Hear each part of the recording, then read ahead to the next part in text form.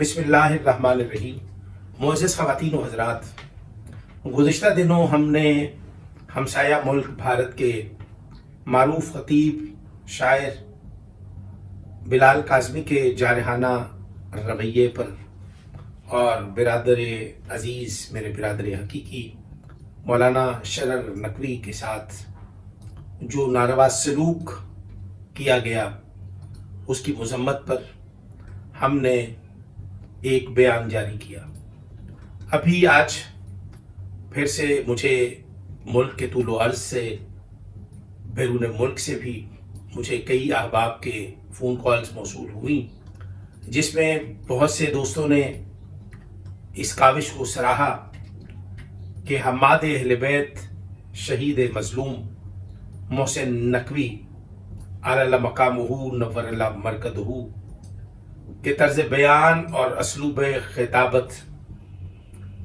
پر عمل کر کے، اسلوب خطابت کو اپنا کر بھارت کے مولانا بلال کاظمی صاحب معروف ہوئے، مشہور ہوئے، مقبول ہوئے اور مصروف ہوئے۔ اور ایک تقریب میں بھارت کے معروف خطیب محترم شرر نقوی صاحب جب خطاب فرما رہے تھے تو اس پر بلال کاظمی صاحب نے کوئی نقطہ اعتراض اٹھایا، تو جس محسن نقوی نے جو تحت کو آہنگ دیا، ہم میرے لہجے میں پڑھتے ہو؟ نہیں بلال بھائی، اور آپ کس کے لہجے میں پڑھتے ہیں؟ کوئی فکری لہجہ نہیں،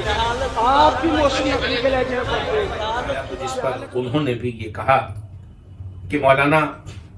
آپ بھی تو محسن نقوی کے لہجے میں بات کرتے ہیں، جس پر مولانا بلال کاظمی صاحب سیخ پا ہوتے ہوئے ناروا رویہ اپنا کر شرر نقوی صاحب سے پنجہ آزما ہوئے، ان سے بد اخلاقی کا ارتکاب کیا جو قطعی سیرت معصومین سے متصادم ہے۔ میں ایسے میں اس کے بعد جو مولانا شرر نقوی صاحب اور بلال کاظمی صاحب کے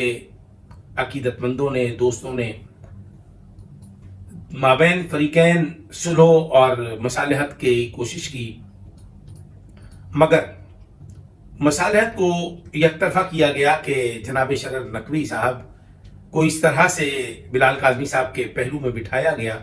جس طرح سے یرغمال بنا کر ان سے زبردستی کوئی بیان دلوایا جا رہا ہو۔ جناب شرر نقوی صاحب نے اخلاقی رواداری اور وسیع الظرف وسیع القلب ہونے کا جو عملی مظاہرہ کیا، وہ ان کے بیانیے کے مندرجات سے اندازہ لگایا جا سکتا ہے۔ لیکن مولانا شرر نقوی صاحب کے بیان پر ہی بلال کاظمی صاحب مطمئن نہیں ہوئے، بلکہ ان کو پاس بیٹھے ہوئے ایک لقمہ دے رہے تھے کہ یہ بھی کہو، یہ بھی کہو، یہ بھی کہو۔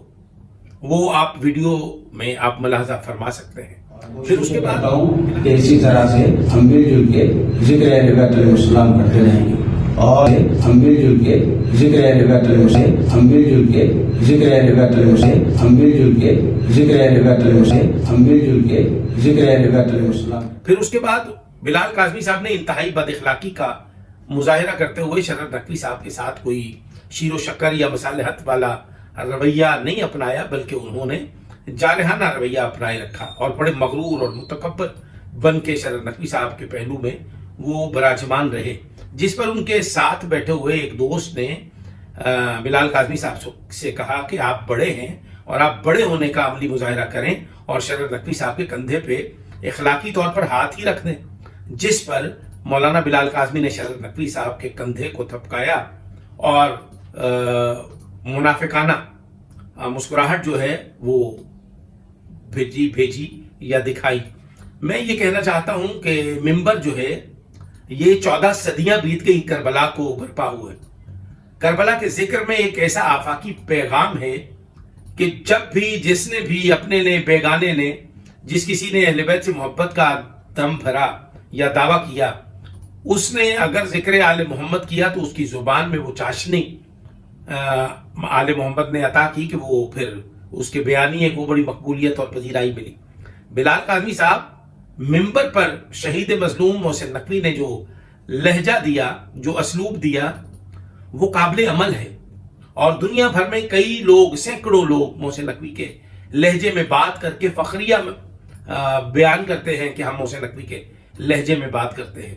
تو شرر نقوی صاحب نے اپنے خطاب کے دوران جب یہ انکشاف کیا کہ آپ بھی تو محسن نقوی کے لہجے میں بیان کرتے ہیں، تو اس پر یہ اعزاز آپ نے اپنے نام کرنے کی بجائے آپ نے انتہائی متکبرانہ لہجے میں جو انحراف کیا وہ قابل مذمت ہے۔ ہم آپ کے اس رویے کی بھرپور مذمت کرتے ہیں اور امید کرتے ہیں کہ لوگ آپ کے اصلی چہرے کو جان چکے ہیں، دیکھ چکے ہیں، اور میں بہت شکریہ ادا کرتا ہوں برادر حقیقی جناب شرر نقوی صاحب، جو بھارت نہیں دنیا بھر میں معروف، مقبول اور مصروف ہیں۔ اور میں یہ سمجھتا ہوں کہ شرر نقوی صاحب آپ نے حق ادا کر دیا محسن نقوی بلکہ محسن شناسی کا۔ آپ محسن نقوی سے محبت رکھتے ہیں، بلکہ دنیا بھر میں اردو ادب سے، شعر و شاعری سے جو شغف رکھنے والے لوگ ہیں وہ محسن نقوی کو نہ صرف پسند کرتے ہیں بلکہ محسن نقوی ان کا آئیڈیل ہے۔ محسن نقوی اردو ادب کا اتنا معتبر حوالہ ہے کہ لوگ محسن نقوی کو پڑھنے کے بعد محسن شناسی کا دعویٰ کرنے لگے، اور پھر جس نے محسن شناسی کا وہ مظہر نظر آیا وہ سرزمین پاکستان نہیں بلکہ دنیا بھر میں ادبی حلقوں میں وہ بندہ معتبر ٹھہرا۔ السلام علیکم ورحمۃ اللہ وبرکاتہ۔